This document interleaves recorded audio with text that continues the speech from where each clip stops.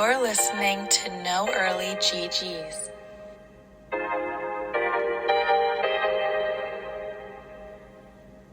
Hey everyone, and welcome back to episode 59 of the No Early GG's FPL Draft Podcast.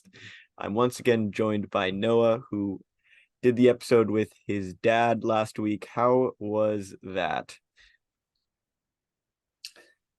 It was fun. It's always good to get my father involved. We just have to educate him that, these are short episodes and, he can't give his full analysis every single game, but he's learning. He always has great content, has those historical statistics, so always great recording with him. Yeah, we need to pick his brain for more historical statistics when we're doing it without him, because it's good I analysis. I know. You know what? That's on me. I always say that I'll text him a few days before, give us some good stats to plug, and I haven't done that yet. So I'll get on that.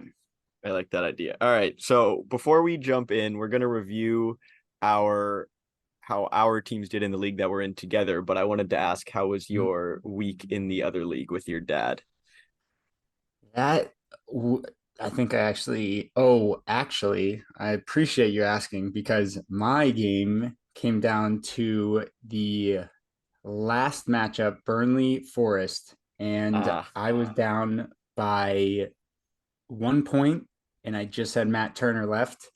So I was just hoping for no second Burnley goal, which thankfully came. I ended up winning by one, and my dad also won. I'll give you a quick little review on what he did. He actually barely won, or nearly the most points, but still got the win. I think he played the Wolves owner in our other league. So he won, I won. Good week for most of the pod. hey, okay. Well, you kind of alluded to it, but in our league, I lost for the first time. It's definitely sad, but always expected. I wonder if anybody's actually ever gone at 38-0 in fantasy. I highly doubt it. But Absolutely not. yeah, there's no way. So yeah, I lost. I think there definitely were some bench changes I could have made that would have actually had me win the game. I had Botman on my Botman. bench, and he started and got a clean sheet and 3 bonus, even though he was flagged. And then the reverse of that also happened. I picked up Joe Linton, who wasn't flagged, I think, until like midway through the game, and then now he's red flagged out until October 8th. So maybe need to pay a little bit more attention to the Newcastle news, but I think he's going to be one that I'm dropping. I dropped Dan Juma for him, which wasn't the biggest miss. But yeah, I scored 36 points. My opponent scored 41. Salah kicked off the game week great for me with 10 points. And other than that, I did start Pope, so I didn't, you know, not start any Newcastle players and when I dropped Botman, but he got a clean sheet, and then I picked up Diop, who played against Luton, who also got a clean sheet. Um, I don't know if you guys have picked up on this, but I definitely have been targeting Luton, and it's been working. So we'll see who they're playing this week. They are playing Wolves, which will be interesting. But yeah, unfortunate to lose, but it was gonna come at some point. I also lost Rico Henry, and that is also devastating. Go ahead, no. So sorry, I laughed because I thought you were going to say something else about Luton, but Oh, I we'll mean, skip I over mean that. Lutton. Okay. But that what you did bring up about Botman is kind of an interesting FPL draft strategy, possibly. So this is something that me and my dad kind of argue about, and it's my thing is when I have a player that is flagged, I typically, if you're uncertain about it, like the news, you're not really sure if they're going to start or not. Hmm. There's sometimes where I'll keep them in my lineup just in case. And it does depend on the position because I don't know, for like a midfielder or a forward, keeping them in your lineup, like in your starting 11 when they're flagged, could be risky if they're Hmm. coming off an injury because they might only play a few minutes towards the end. But defenders, like they're one position that if they're Yeah. flagged, I would just keep them there just in case because I know that always comes back to bite somebody. I That's know it a happened to me a few times last season, but Yeah, no, that's a good point. I was gonna point out until you added that last bit about the defenders that I did the same thing with Ferguson, who has, I mean, he subbed in healthy, so maybe in mhm. hindsight, probably not the best idea. And he almost scored when he came in. So I don't think like Ferguson off the bench is still, I think, a great asset. If he starts, we've seen him score a hat trick. And I know that's one player example, but I think you're right about the defenders and um I wanted to when I drafted Luis Diaz last year and he had that devastating injury, I kept him in my starting 11. I think until he got Uh, back is more of like a psychological thing, right? Like my opponent always has to check my subs bench. I do remember that. Wait, so what are you gonna do with Shaw? You Yeah, holding on to him? I don't know. I don't know. I go back and forth. I think my other players I'm happy with, so having like one less bench spot is fine right now. I mean, I have three red flags now with Henry, Joe Linton, and Shaw, so changes are going to have to be made. Uh, Probably more changes than I would have thought I would have to make since I'm, still in first. Thought I would point that out. Um, but yeah, no, it's definitely tough. I am going to have to decide probably this game week what I do with him because I think it still says unknown return date for him. Yep. So Yeah, and Rico Henry, you can probably drop.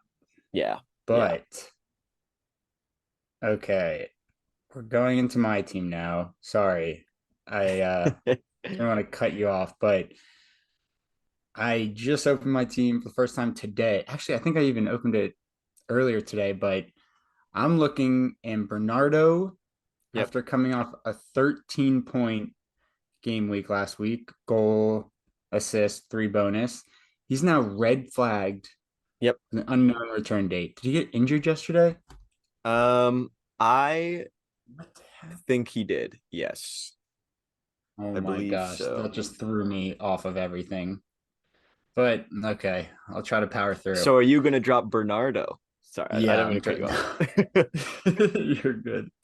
I I just need to look into. All right, I'm gonna table this for now. Try to move forward. So I did win last week, and it was never really in much of a doubt. My opponent was not paying much attention. Shout out Mm, there. But yep. yeah, I scored 37 points. Um, Key players, Gabriel finally started for Arsenal. He got a yellow card, but he also got a clean sheet. Yep.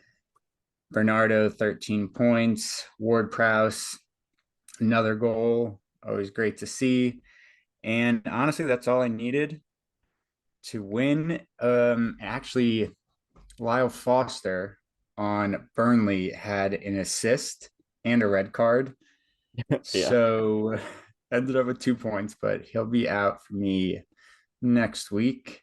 And then I was able to waive for Fati, and I got him. I don't know how three or four managers didn't pick him up in front of me, but I'm not going to ask questions. He came off the bench, but he looked good. So excited about him. And then I also picked up forward. I'm always keeping an eye on the forward market. Origi Mm, is on Forest now. He subbed yep. in, but he looked good too. So happy with my squad right now, except for this Bernardo news I just found out about. Yep. All right. You ready to get into these next games? Yes, I am. Let's go. All right. So for the fixtures this weekend, kind of odd. There's no 7:30 EST game. The first games this week are at 10 a.m. Um, and so I guess I'll start off with one of those. Crystal Palace versus Fulham. We saw Crystal Palace lose 3-1 to Villa right at the end on Saturday. And then we also saw Fulham beat Luton 1-0, and that was the snooze fest that you guys predicted, and it very much was that. All the other games had at least 3 goals. This game had 1 goal in it. And the worst part about this one goal is that it was Vinicius who scored. Yeah, and I made sure to point that out in our group I beat chat. you to it. I don't know if Noah responded to it, but it's fine. I didn't see it actually, but I'm glad I didn't because I would have gotten angry. But it was assisted by Willian, who I'll let everyone, have a quick laugh about this. I drafted both of them, and obviously they're not on my team anymore. So Oh, that was interesting to see. would have been nice game week 1. Anyway, these teams feel like they're kind of in a similar position this season to me, like probably hovering around 10 to 15, probably. I guess who from Palace, I feel like we've always talked about Eze being a good asset and then Olise when he's back. Edouard has been very good. You mentioned Mateta last week. Do you still think he's an option for Palace in fantasy? Honestly, I do because somehow he always gets points. He either has an assist or scores a goal. And I mean, for leagues like ours, I would definitely pick him up. I know someone already has him. Like, there's like no shot of any of us. I think someone might have even drafted him, but I think he's worth it. And especially if you're looking for a forward, I mean, he doesn't play or he doesn't start every game, but he actually subbed in for Jordan Ayew, who may be injured now. But I mean, he's going to get minutes. He had an assist last game, and yeah, I mean, if you need a forward, I think he's up there.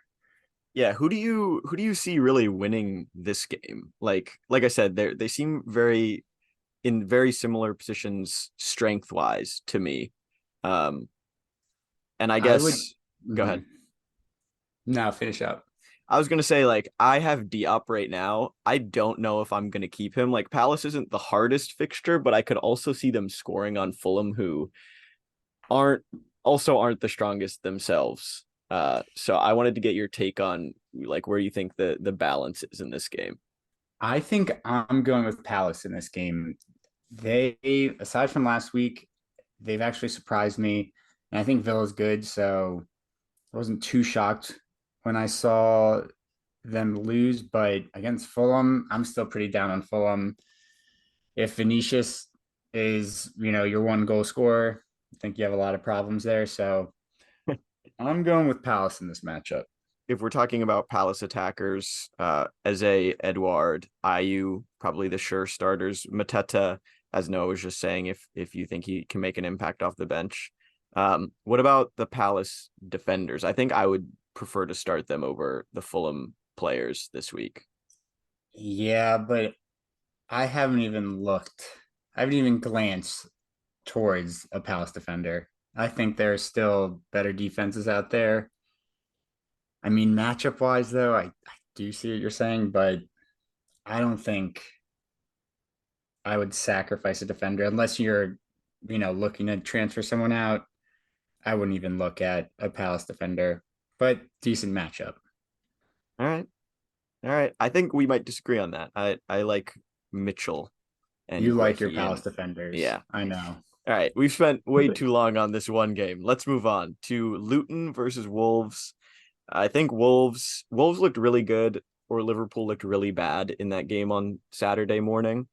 I think Wolves would be expected to win this game, but if Luton are to stay up, they have to win games like this. So do you think we could see a potential point from Luton out of this one? I hope so. I want Luton to win. I want them to stay up. And yeah, you're right. Against Wolves is a perfect time for them to set the tone. But I actually think Wolves are better Mm-hmm. than we initially predicted. So I can see Wolves winning, I agree. unfortunately. I agree. And so off that, I wanted to, I don't think we've ever done this in our 59 episodes, but for Wolves attacking assets, how are you ranking them nowadays? Well, this is actually funny because I was playing soccer the other day and someone who's in a different league mentioned something to me. He's like, "Why don't you ever talk about Pedro Neto on the podcast?" I was like, "Who? What are you talking about?" He's like, "He has like 27 points right now." Like, I mean, I don't think he's available in our league. I Nope. don't know who has him. I drafted him, dropped him, and he's picked up somewhere else now. Yeah, So so I mean, I guess Neto. I like Sarabia at the beginning, but no one really stays too consistent for me on Wolves. I'm looking mm, at Neto right now. Yeah, since game week 3, he's had 4 assists. So he's just an assist machine. yeah. Yeah, which is funny But because I always mm, used to talk about him being really selfish. He would I never agree. pass. He was. I mean, he was like that. Like we were watching, and I can't argue with that. But hey, I mean, he got the assist. He's also ranked number 1 out of all midfielders on the creativity Hmm. ICT ranking. So Yeah, whatever that's that nuts. means. For Yeah, me, so that too. I think that's it. I know Huang scored, but yeah. I don't know. Sarabia, Neto, For good me, matchup. it's Neto Cunha. Those are the main two Hmm. from Wolves. I do not trust Fabio Silva as far as I could throw him. Um, and then Huang is probably third. But you're right. I think Sarabia is also good. So Is for Cunha forward yeah, in the Cunha is a game? forward. Yep. Okay, yeah, that I think adds value. I'm still starting Morris. I think that's the only Luton player that anybody anywhere can play. But I do want to bring up the fact that if you are a big Luton truther, they have 2 games next game week against Everton and Burnley. Um, if it Oh, were any other team, that's a great double header. But since it's Luton, I think there's a little bit of pause there. But no, if you're a big Luton fan, you should do it. You should get a defender or something. I mean, double game weeks. You piqued my interest. We'll see. All right, Yeah. let's move on. City versus Forest. I always feel like the City games are the most boring ones when we talk about this. I think the big City news now is that Bernardo is red flagged and Grealish is training again. So the rotation, you know how it never stops. Um, Surprisingly, Doku has started the 2 games since he's arrived. Um, and I think they just overall have less attacking options than they did last season. So there's just less rotation. Um, I guess on the Forest end, are you starting anybody for them? Well, I'm starting Gibbs White because my bench is a hospital right now. Mm. So he'll be starting, and now I have 2 Forest players with Origi. Ah, So yes. Origi will be playing for me as well. Um, yeah, I guess Foster is not injured, just red card. So yeah, I'm not excited about starting them, but I'm holding on to them. Origi, I did think twice about it.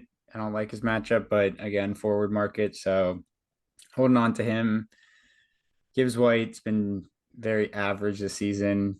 He had 2 assists game week 3, not much else, but he'll turn it around. He takes it. He literally hit the post on a corner Mm. against Burnley, so there's promise there. Yeah, with those set pieces, I think you can't really drop him.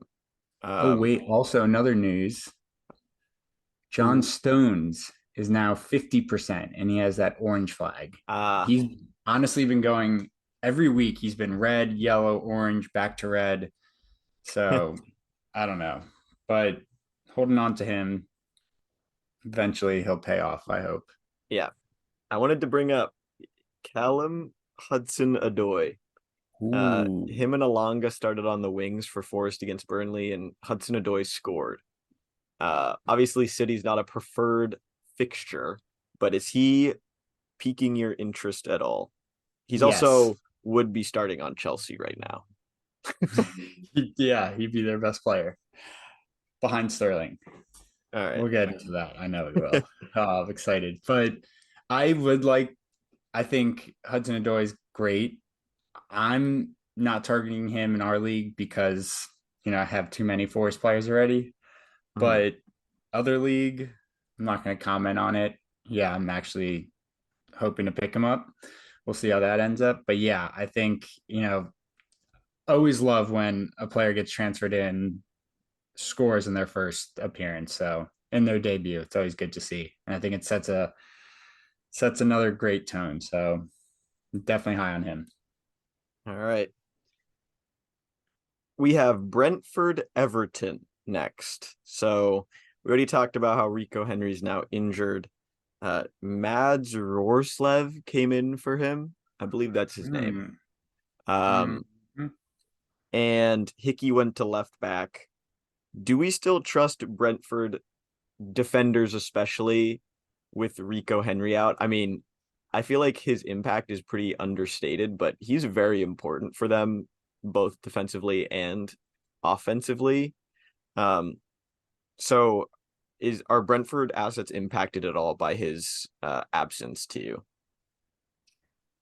So that's probably a better question for yourself because I don't have any Brentford defenders and I haven't really loved them this season. So let me turn that around on you. I think their center back pool is pretty cluttered right now. I mean, they brought in Nathan Collins. They have Ben Mee, who's been injured. And then they Pinnock. always have Pinnock and Christopher Ayer to choose from.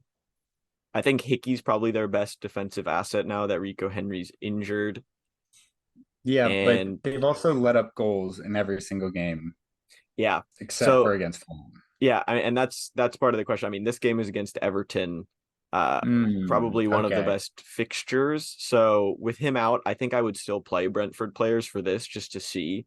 And Everton, are look okay, but probably still pretty bad. Um, and I don't know. If I had Brentford defender, I would start them in this one and just see how it is to test it out. Test it out on Everton. Why Yeah. not? No, I'm with you there. You know what? I never like when a starting defender gets injured because you always go to, I don't know, this is just my experience maybe, but you always go to pick up their backup and you think you made a great transfer and then they let in a goal. So it's for nothing. But I think I'm just scarred from that. Um, I think it's a good matchup. I would do it if I had a expendable defender. Yeah. Which I do. Let's move on to Everton. They really have three assets that I would even be interested in right now. Which is crazy that there's three. Danjuma. Yeah, Danjuma is one.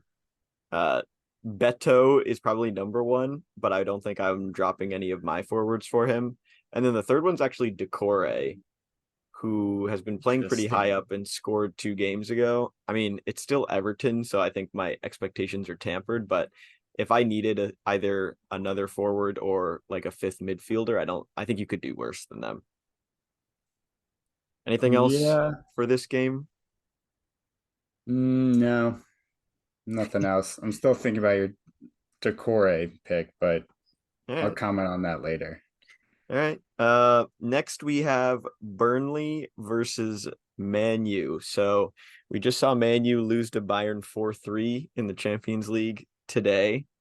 Burnley tied Forest 1-1 on Monday and now do not have your asset Lyle Foster. So he seemed like their most dangerous player, but also Man U are missing a bunch of defenders, one of them being Luke Shaw, the other one being Juan Bissaka, who's actually red flag now, and Varane is still out. So it looks like their back line is Dallo, Lindelof, Martinez, Regulon. Do you trust them against Burnley? I kind of do. I mean, they played Bayern today, so that was the exact starting defensive lineup they had, but it was Bayern, so Yeah. I'm not going to judge them based on that. Lindelof has actually looked really good when he's been playing, and I haven't seen Regulon play yet this season, but I mean, He looked pretty I'm good going to against trust them. Arsenal. He looked pretty good against Arsenal. Wait, who did they play? Against Brighton. Sorry, I don't know why I said Arsenal. Arsenal was 2 game weeks ago. But I mean, Brighton kind of dismantled them in the end. But I think Reguilon is interesting, especially since Shaw is still unknown return date. Yeah, I mean, I think he's definitely worth it if you trust Man U's defense, which apparently I do with Martinez and Onana, even though that one Goal he of let in. yeah, that was a tough one today, but no, I'm defending my player. I think Man U's defense will improve.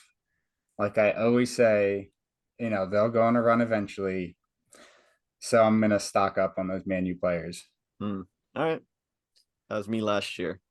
All right. For Burnley, I'm a little bit scared about them now with Lyle Foster. He probably would have been the only person I would start anyway. All Yeah, right. or wait, who is no, there one other forward finally did something. Where is it? Amdouni. Mdouni. Yep. He scored and he was like the big talk coming into the season. So I'm sure he's picked up, but I would keep an eye on him. Yeah. All right.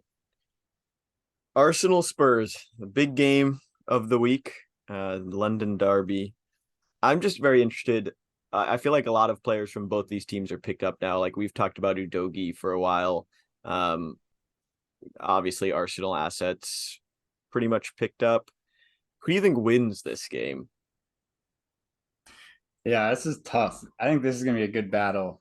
Probably the best game of the weekend. And I think this is going to be the closest London derby in a while. Yeah. Both, yeah, I don't know. I mean, Spurs are in pretty great form. So are Arsenal, especially after their big win today against PSV. Yeah. I think it's going to be very, very close. Either 1-0, 1-1, but I don't think we're going to see more than 3 goals. So Wow. I'm going to start. I think it's going to be way high scoring. Interesting. I'm going with all defenders on both teams. Wow. Okay. All right. This might be Interesting. our biggest disagreement. I was gonna say go all attackers. I don't think I'm starting Udogi. Wow. Yeah, I mean, it's a risk. I hate seeing, Arsenal next to their names, especially my other league where I have Pedro Porro and Udogi, but I'm starting one of them. Mhm. Because, yeah, it's tough, but I think it is going to be low scoring. All right. You might have convinced me to start him. I mean, he is attack. Like the good thing about those Spurs outside backs that you have is that they're attacking. Um, Yeah, Udogi's getting behind. He's yeah, getting, a lot of FPL points, assists, and goals. So I yeah, don't know, Cam. Maybe you should reconsider. yeah. Maybe I will. I think the only other question I have from this game for you is who do you think starts up top for Spurs now? We saw Richarlison come in, got a goal and an assist. That was the whole reason I lost last game week. So we saw Uh, Solomon I think start. he starts. I think Richarlison starts too. Yeah, I think Richarlison starts, and I, yeah, I mean, I think he'll start up there. What with Kulusevski and Son, Solomon will probably sub in again, but I think I'm going back on my take from last week. I'd probably take Richarlison over Solomon if they're both available. Mm-hmm. Yeah, I agree. All right. Brighton versus Bournemouth. So we saw Bournemouth tie Chelsea 0-0. That game was great fun. And then Brighton beat Man U 3-1. Looked pretty easy out there for them. So I think most people are going to think this is an easy win for Brighton. I tend to agree. I think the only thing holding Brighton assets back is the rotation. Is Welbeck. Also, yes, Welbeck looked pretty good against Man U. So is Ferguson going to start? Like I said earlier, I think even if he comes off the bench, he's a good asset. So I'm just going to keep starting him. If he ends up starting the game, it's a bonus, but I might end up shooting myself in the foot at some point with that. No, I think you're right. You're good at managing those second half forwards, just like Caleb Wilson last year. That's true. Actually, now that you say that, I just give them a pep talk and then they're good to go. No, Um, yeah, you can't not start Ferguson. Yeah. I think he should be starting every game, but I what I think am that worried goes. about, I was gonna say, I think that that holds true for all of their attackers. Like Ansu Fati did not start in the well, they last were game. easing him in. They're They're easing easing him in. him in, but my point is that even though he played like 10 minutes, he should have scored. Like he had a Yeah. one-on-one, Oh and yeah. Ferguson probably should have scored too. His chance was a little bit harder, but I mean, they generate so many chances that even their subs are better assets than most other teams' players that play 70 odd minutes. It was crazy that yeah, they they feel like kind of the new city because March didn't even step on the field. Yeah. Who else didn't play a minute that I was shocked about? I think it was Estupinian didn't step on the field.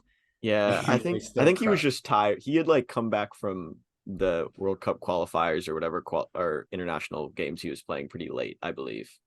Okay, But fair. All right, that's fair, but still, like that's pretty incredible if Brighton's able to do that and still win yeah, and beat a team like Man U. I mean, yeah, I agree. and everything. But yeah, I mean, excited to watch Brighton. On the Bournemouth end, is there anybody from their team other than Solanke? Nope. All right, good talk. All right, let's move on. Chelsea versus Aston Villa. Oh boy, this is gonna be a hard watch. Uh, I don't know. I don't really know what to say. I mean, I have Jackson and Enzo. At this point, I'm probably dropping Enzo, and Jackson doesn't look very good hey, either right now. You want to trade? I'm no, kidding. you do you. What are you You gonna know, say? I'm kind of shocked you still have Enzo, but you know what? We're all our own people. We're Like, all our own managers. you know what I'm waiting for? I I'm waiting for them to get a penalty to see if he still takes them. I mean, no, he's not going to take him. If Sterling's on the field, he's taking him. I don't know what. Sterling was on the I field don't know. when I he don't know. took one before. And And it, see what happened. yeah, you got to put trust in him. He's like $120 million. Yeah, that's right. That's probably in his contract. Like I promise you'll be on PKs. Yeah, so I see goals in this game. hmm Not from Chelsea. I mean, honestly, no. I'm looking more towards Villa. Like I think Villa will definitely score. Douglas Luiz getting on the scoreboard again. Not sure if that would last. What do you think about him? Is he worth pickup? I feel like he's gone in our league, but will So probably be there in other leagues. You would want Douglas Luiz, but not Enzo. They're like the same thing. They're just on Honestly, penalties. between those two, yes, I'd go Douglas Luiz. You know what? I Like kind of agree. certain. Yeah, I know.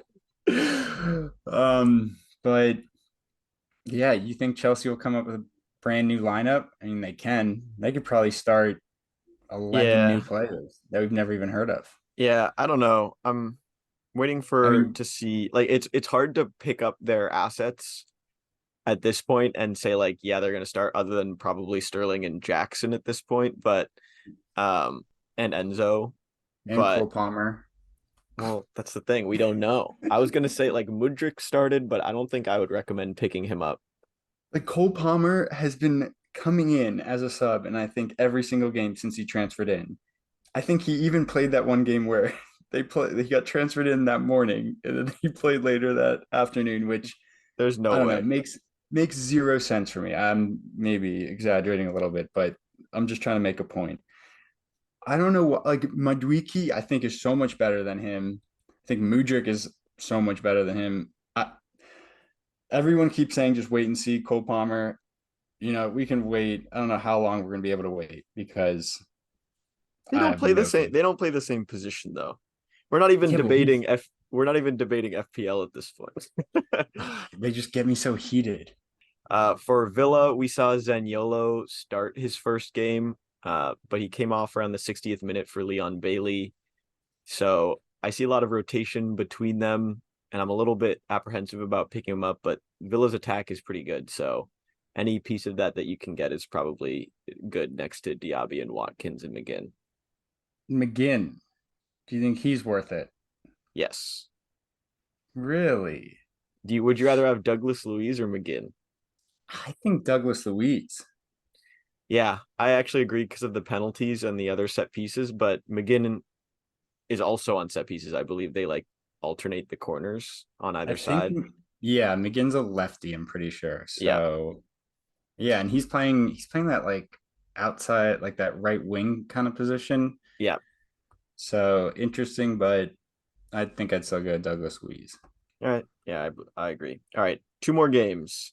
Liverpool versus West Ham. We saw West Ham lose to City. We saw Liverpool beat Wolves 3-1. Liverpool's lineup pretty unchanged other than Kwanzaa starting. That So was wild. would you pick up Kwanzaa? He looked actually probably like their best defender. Well, going back to what I said last episode about not picking up Liverpool defenders, or I guess replacement defenders when one of their starting four is out, because they always let in goals. I was correct about that, but I will admit I did pick up Joe Gomez in my other league. Yep. Got me 2 points. So he actually helped me win the game, I can say. But I don't know. Like, I think Van Dijk's back this game. So who's going to be starting center back? I think Kanate is also back. Yeah, I don't know. I'd probably stay away from them. I mean, Trent's also still flagged, I believe. In West Ham, I mean, they scored against City. They've been one of the better teams this season as a whole. So I don't know. I think I would stay pat on any Liverpool defenders, not picking them up and keeping them if you have them. Do you disagree with that? No, I'm with you there. Nice. In terms of West Ham, I just wanted to get a feel for how you're ranking their assets at this point in the season. We know you picked up Ward I mean, Prowse. Is he they're better than looking good. Yeah, is he better than Bowen as an FPL asset though? Do you want like the facts or my opinion? I want both. So, my opinion, and I do have bias, but I still think I would prefer Bowen. Yeah. I think, and even like I'm not even letting my recency bias take over because Ward Prowse, I feel like has scored pretty much every single game, or at least done something. But I don't know. As of right now, Bowen has 32 points and Ward Prowse has 29. Hmm. They're right up there. Like honestly, if I had the option to have both of them, then I would.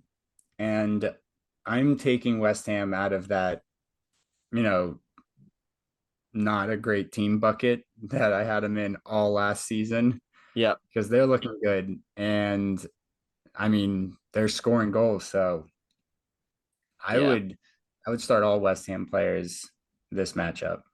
All So I right. don't trust Liverpool defense All yet right. still. That makes sense. Um, Antonio though, what do you think about him? I don't know. I'd rather have Bowen or Ward Prowse than Antonio. Yeah, I mean I And would then too, but having forward, yeah, it's pretty priceless in a 12-man league. So Antonio would be choosing shortly thereafter, but I think there are a lot of forwards I'd rather have than him. All right, last game. We've got Sheffield United versus Newcastle. So Sheffield, we all saw them. They were up 1-0 on Spurs, and then they lost in the 98th minute and 101st minute or something like that. Um, I mean, Newcastle, they kept a clean sheet against Brentford last week. I will be starting Botman. I don't know if I'm going to be starting Botman and Pope, but that remains to be seen. Um, I kind of wanted to focus. A lot of the Newcastle players are taken. Sheffield United players, do you look at them at all? I mean, Hammer has, I think, 2 goals, and Archer scored twice against, or had a goal and an assist off the post against Everton. Are there any other players on Sheffield you would take? I know you're a big McBurney guy. he beat me to it. No. No, Hammer's the only guy.